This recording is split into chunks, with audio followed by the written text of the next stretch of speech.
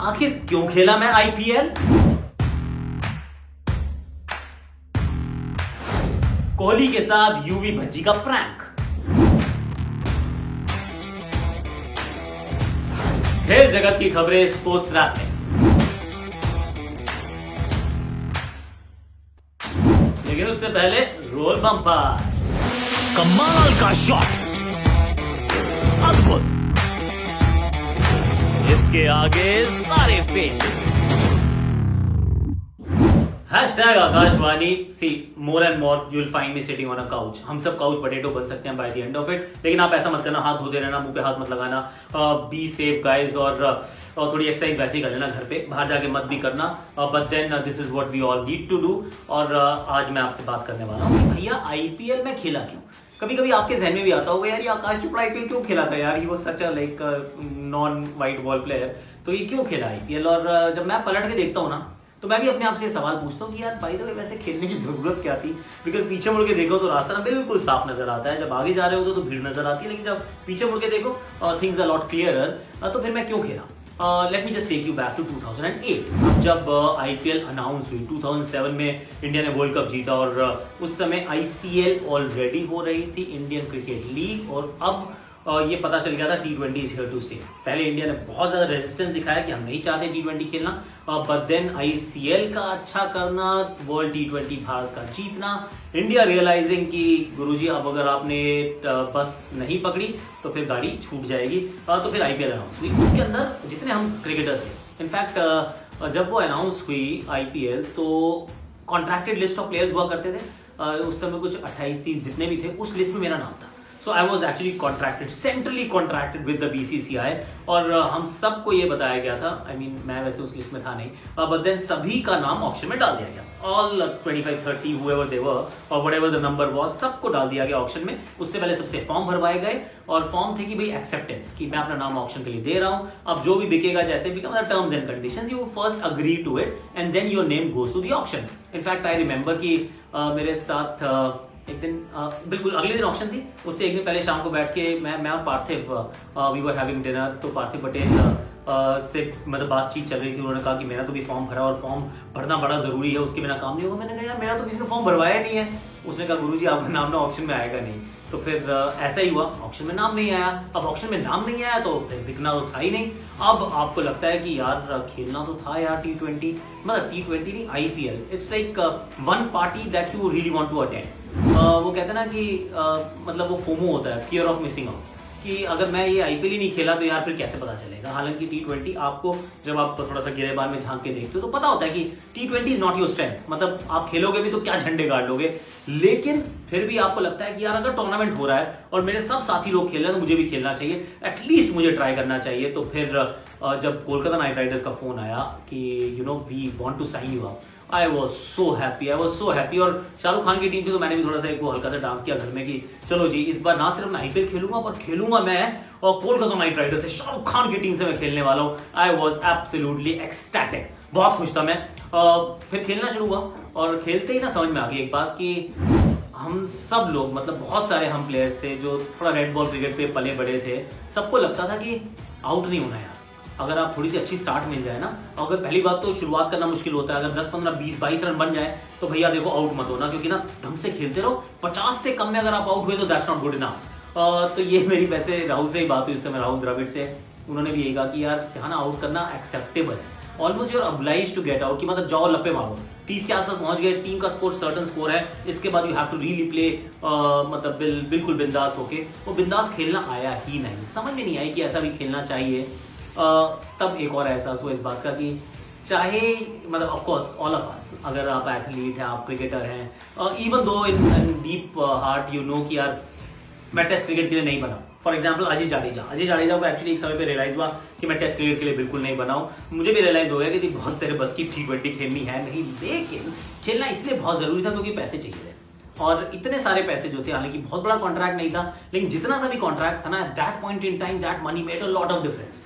तो फिर जब आप 2-3 फैक्टर हो गए, एक कि एक आप you don't want to miss out on the party, भाई पार्टी है तो आपको उसमें अटेंड करना ही है। दूसरी जो चीज रहती है वो ये कि यार अपने आप को चैलेंज करो, देखो शायद you are able to cope up. और तीसरा इक्वली इंपॉर्टेंट, मतलब definitely not less important was the money that IPL was bringing on the table. तो उस समय डोमेस्टिक क्रिकेट में पैसे थे नहीं। अगर आप मैच खेलो 20-25 हज़ार रुपए मिलते थे। आईपीएल का एक सीजन आपको 25-30 लाख रुपए देके जाता था and that money matter to me a lot at that point in time. So these were my reasons actually. जब मैं पलट के देखता हूं तो सोचता हूं कि शायद कुछ अलग खेलता, कुछ अलग अंदाज में खेलता, क्योंकि जब आईपीएल खेला भी ना तो यही बात हुई कि कोच ने कहा कि अरे जल्दी आउट हो रहे हैं, सिंगल सिंगल लो। कप्तान ने बोला कि यार बीच बीच में चौके ही मार लो। तो बिल्कुल समझ में नहीं आया कि करना क्या है, डिफेंस करनी है, सिंगल लेने हैं, चौके लगाने हैं। I was totally confuse and also illiquid. मतलब जो गेम था वो मेरे बस का था नहीं। तो any how this was my story. I share this story with you कि भाई मैं आईपीएल खेला क्यों। वैसे आईपीएल के अंदर एक और एक छोटी सी बात हुई थी, बाद में वो दूसरे साल वो फेक आईपीएल का ठप्पा भी लगा। लोगों ने कहा कि आकाश चोपड़ा है। फिर मैं साउथ अफ्रीका से वापस भी आ गया, बहुत सारी बदनामी भी हुई। एंड में पता चला मैं फेक आईपीएल था नहीं, प्लेयर था नहीं। बट वो वाली स्टोरी आपको ना किसी दिन हिस स्टोरी में सुनाऊंगा।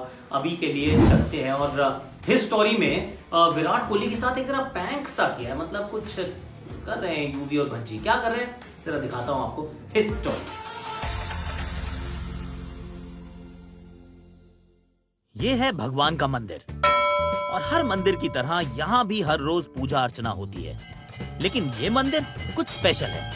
क्यों? क्योंकि ये है क्रिकेट के भगवान सचिन तेंदुलकर का मंदिर। जी हाँ, हर नया प्लेयर अपने डेब्यू से पहले यहाँ आकर माथा जरूर टेकता है, नहीं तो भगवान नाराज हो जाते हैं। और फिर भगवान नाराज हो गए तो क्या हो सकता है, सोच लीजिए। अब आप सोच रहे होंगे कि ये आकाश क्या कहानी सुना रहा है। वेल, ये मेरी कहानी नहीं है, ये कहानी है शैतानी जोड़ी युवराज और हरभजन सिंह की। अब ये दोनों अगर कहीं इकट्ठे हो जाएं तो समझ लीजिए कि आसपास के प्लेयर्स की तो शामत ही आ गई। ऐसा ही हुआ अपने चीकू विराट कोहली के साथ। मौका था विराट के डेब्यू मैच का सन 2008 श्रीलंका में। विराट का नर्वस होना तो लाजमी था। ऐसे में भज्जी और यूवी को सूझी एक शरारत। विराट को इतना गंभीर देखकर वो उनके पास गए और बोले, विराट, क्या तुमने वो किया जो हर प्लेयर अपने डेब्यू से पहले करता है?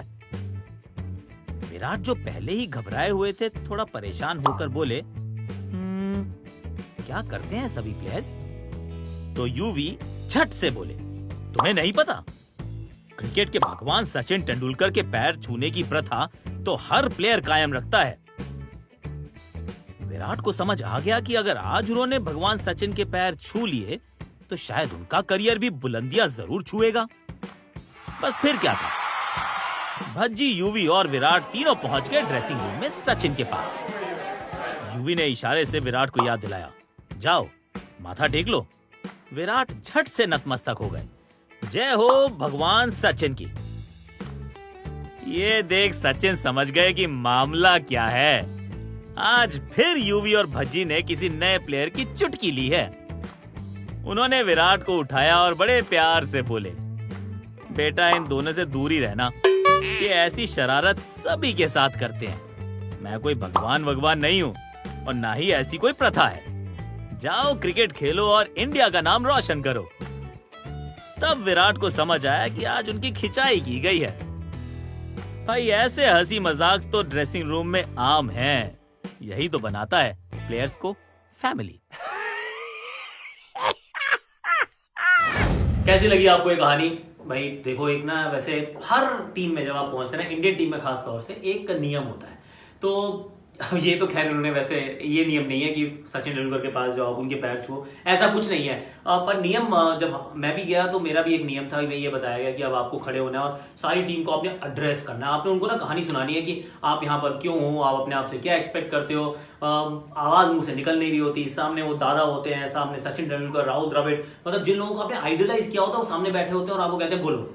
बोलने के लिए थोड़ी सा सेलेक्ट किया था यार, खेलने के लिए किया था। But then I have got another interesting story to share. जब मेरा सिलेक्शन हुआ तो अहमदाबाद में था ये match.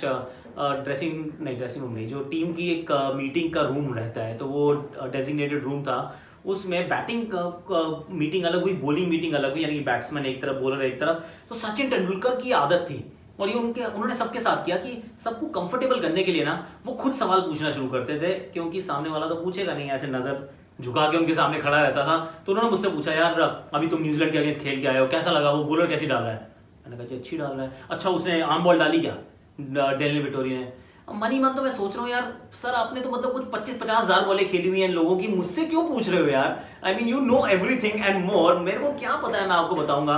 But that's when you realise कि Sachin did that to just break the ice, कि भाई थोड़ा सा कंफर्टेबल कर दे मेरे को। That's why Sachin was who he was, he is who he is, he is an absolute champion. So thank you very much पाजी। आप लोग भी बताना स्टोरी कैसी लगी। अपना पवन जुलाना वाले रोहतक के पास, उन्होंने ये स्टोरी मतलब वो स्केच करते हैं, बड़ा मजा आता है। Then now let's head to sports wrap. Sports ज्यादा हो नहीं रही है तो फिर रैप में जरा देखते हैं ये क्या है और क्या नहीं है खास, वो भी देख लेते हैं। तब तक मैं जरा काउच पे ही रहता हूँ, आजकल कुछ करना तो है नहीं। सैनिटाइजर लाओ भाई।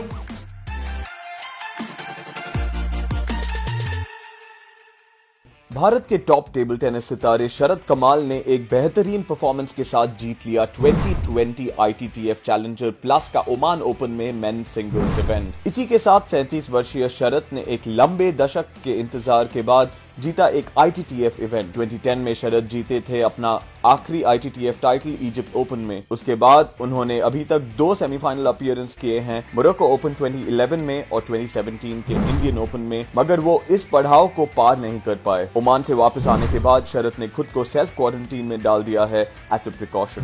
इंटरनेशनल ओलंपिक कमेटी ने आज एक इमरजेंसी मीटिंग बुलाई है अपने मेंबर ऑर्गेनाइजेशंस के साथ कोरोना वायरस के स्प्रेड के बारे में बात करने के लिए। इस मीटिंग का एजेंडा है कोरोना वायरस की सिचुएशन के बारे में अपडेट देना इंटरनेशनल फेडरेशंस को, जहां 5 महीने से भी कम बचे हैं ओलंपिक गेम्स की शुरुआत होने में। यूएफए ने भी आज मीटिंग रखी है यूरो 2020 के स्केड्यूलिंग पे फाइनल डिसीजन लेने के लिए कि वो इस साल होगा या फिर अगले साल के लिए पोस्टपोन किया जाएगा।